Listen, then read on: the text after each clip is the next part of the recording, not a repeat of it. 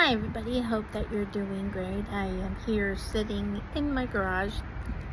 It's messy, but what garage is neat?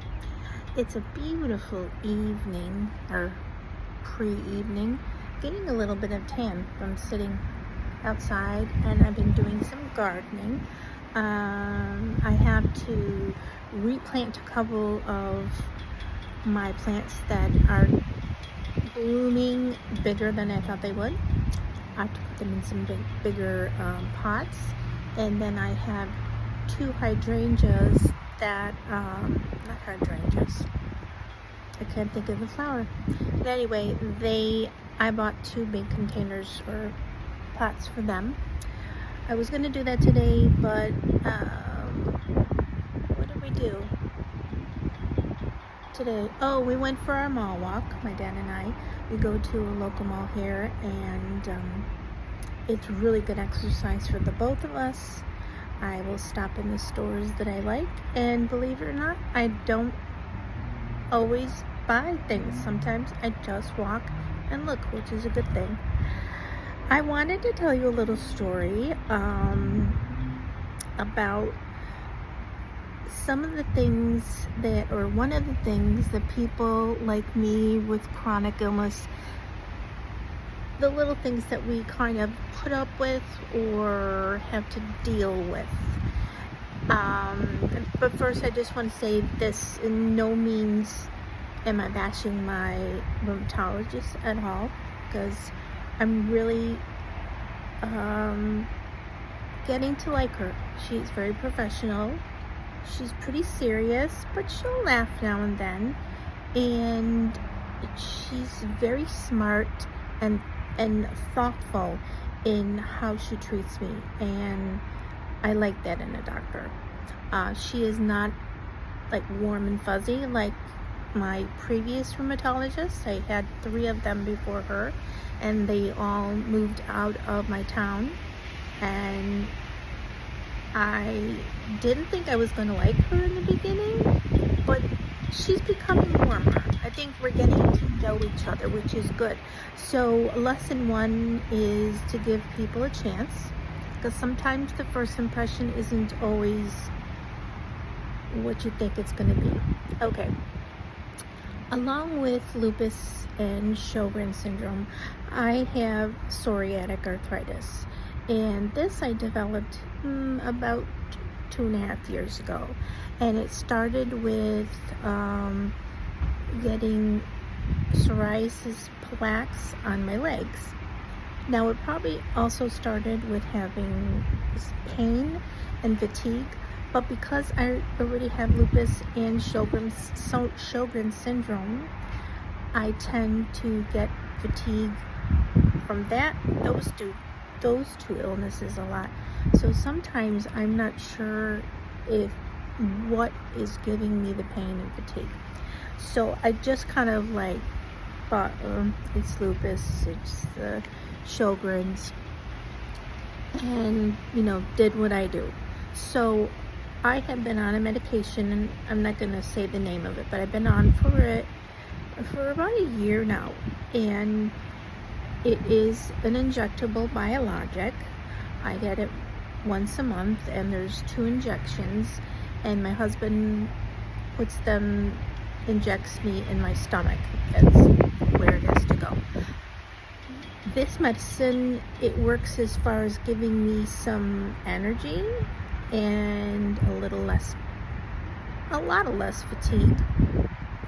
It works for about 3 weeks, and then the 4th week, the week right before I'm going to get it, I start to feel more pain, and I'm tired more. And for those of you that don't know, it's not like a regular tired. Like, we all get tired because we've had a busy day, we've got a lot on our mind or whatever. It's a type where you're so tired that either you can't get to sleep, or there's not enough sleep that you can get to make yourself feel better. So anyway, been on this for a year, and it helps with the pain and the fatigue. I wish it would help better, but I am satisfied, put it that way. You know, after having chronic illness basically all my life, and really the heart stuff on and off since 1990, I'm not expecting to ever be who I was when I was younger. And not because of age, but because I have autoimmune illnesses that all basically work the same. Okay, so she brought up maybe changing. I actually asked her if there was anything else that would have helped the plaques, because my legs, I don't want to show them now and it's hard to turn the camera around, but they get very red, blotchy, raised, rash, peely skin, and I don't wear shorts anymore, and I live in Florida and it's hard not to wear shorts in the summer. I will wear them around the house, maybe if I'm going to run to the grocery store, but now, as bad as it is, I just don't. Maybe you would say, well, wear your scars proudly. I don't know if it's vanity or I just don't want people to see them. Okay, so we discussed another medication, and she said there are options. But the one that she was thinking for me, when she told me the side effects, I was like, nah. I think I would rather stay with this fatigue, stay with these scary old legs, and the pain that I have all over. The side effects to this medication can be blood clots and heart issues. Two things I'm trying to stay away from. I so far have a healthy heart. I have had a cardiac score when I was having chest pain due to my asthma, and everything for my age looks good. So I want to keep it that way. And with blood clots, I probably would have to be on a blood thinner, and that causes all kinds of things. So it's not a simple thing of, okay, you have a disease, whatever it is. You have one problem. You take a pill, you take a shot, you take this, and it's a series of, I hate to use this phrase, but clusterfucks. It really is. So we discussed it. I told her I don't think I'm at that point where I want to take the chance of, being worried about blood clots and any heart issues. I don't want to add more on my plate. And we left it where I will see her in 3 months and we'll see how it goes. I discussed it with my husband, and I discussed it with my dad, and they both agreed with me that I made the right decision, because I would rather live with more pain, need more time to rest, than have to worry about blood clots, because that's not a road that I want to go down to if I can prevent it. And right now, knock on wood, I don't have any issues with blood clots, which is great, because I know there are quite a few people with lupus alone that deal with issues of blood clots and are on blood thinners. And so I'm trying to stay away from that. I keep looking over there because my husband's coming home any minute. So that was yesterday.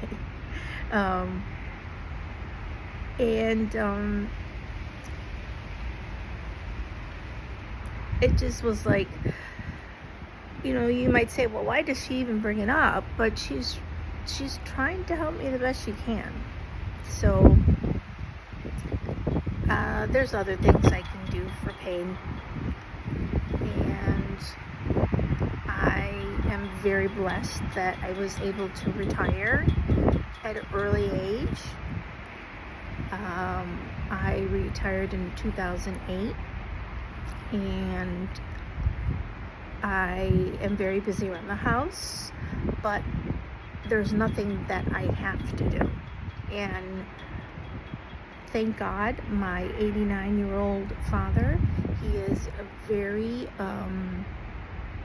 good at helping, and he is a very clean person. He likes to keep busy, so he helps a lot. And my husband helps, and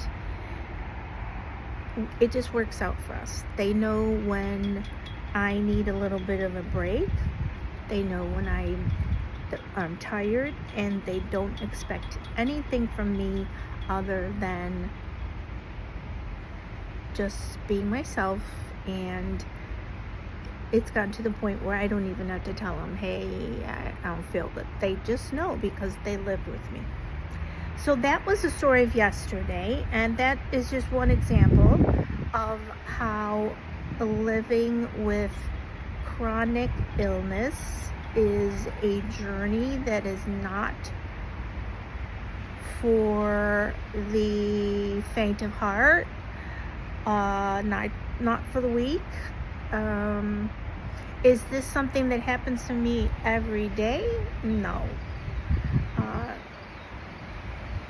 Do I live a life where I am down all the time and I feel sorry for myself? No. Do I have times that I'm like that? Yeah. But time, it doesn't like heal it, but it has helped me to develop coping skills so that when I'm having a hard day, I know what to do. And that's, to me, a godsend.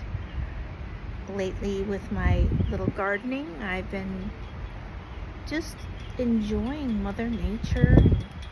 I think it's so cool. I planted a little plant. I didn't realize that it would bloom into flowers. And when it started blooming, I just was so happy. And I have never been into gardening. It's never been my thing, but I just wanted a little bit of color outside of the house, and something just kind of told me, hey, why don't you try it? My maternal grandmother always had a garden. She loved to garden. During World War II, she was a captain of her Victory Garden. And if you don't know what that means, just look it up. It's actually neighborhoods, and I don't know if every city did this, but in Chicago, neighborhoods would grow gardens with fruits and vegetables, and sometimes flowers, I'm sure, to help, feed people during such a hard time. And she was involved and worked in her Victory Garden. They were just said hello. And that's something that when I'm gardening, I think of her. I have a few cousins that inherited her gene. One of my uncles loved to garden, so it's kind of like a genetic thing on my dad's side. Now, my mom could do everything in the world: sew, cook, bake, hair, makeup, just everything.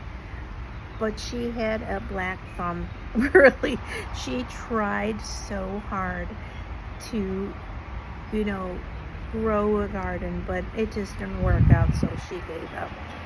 For a long time, right across the street from us, an aunt and uncle of mine lived there, and my aunt was very good at gardening, so my mom would get a flower or two, from her once in a while. But I don't know if it's because she just didn't like flowers too much, but she just wasn't a gardener, and it was fine with her. It was nothing that she really struggled with. So Anyway, I am going on 15 minutes. I just wanted to pop in and say hi. My hair looks like it's brassy, but it's just the camera. I got some highlights put in. My hair is messy from the wind, but I don't care. It's probably in the 70s. It's just so pretty out. And I am wearing a beach cover-up, but it's a thick one. So I like to wear these in the summer. Not that it's summer yet.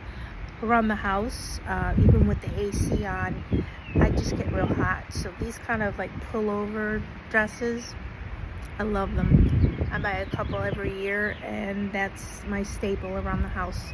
That and sometimes like shorts and t-shirts, but these are much easier. Okay, we're over 15 minutes. Take care of yourselves, and if you've made it to the end of this video, thank you very much. I appreciate the comments that I've been receiving, and I appreciate the people that are always popping in, saying hello. I know who you are. And I just love you all for taking part in what I share from my life. And as I always say, I hope that you're having a good morning, afternoon, evening, night, whatever time of day you're watching this. Take care of yourself, and remember to look around and find something beautiful in this world that makes you happy. Take care. I'll see you soon.